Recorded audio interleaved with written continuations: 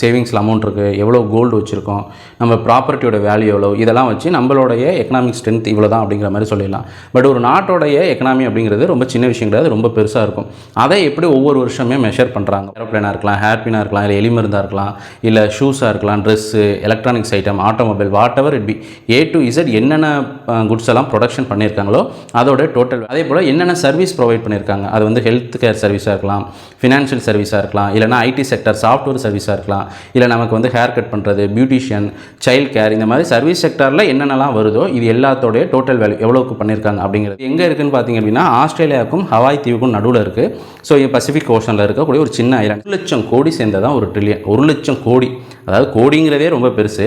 அதில் பார்த்திங்கன்னா கோடியை வந்து 100 கோடி, 200 கோடி, 1000 கோடி, 10,000 கோடி, 20,000 கோடி அப்படின்னு சொல்லி 1 லட்சம் கோடி அப்படிங்கிறது தான் 1 ட்ரில்லியன் அப்படிங்கிறது. 10 லிஸ்ட்டை எடுத்து பார்த்தோம்னா அதில் நம்ம சதர்ன் ரீஜனில் இருக்கக்கூடிய ஸ்டேட் இருக்குது பார்த்திங்களா, 5 ஸ்டேட்டு, அந்த 5 ஸ்டேட்டுமே டாப் 10 ரேங்க்கில் வந்துடுறாங்க.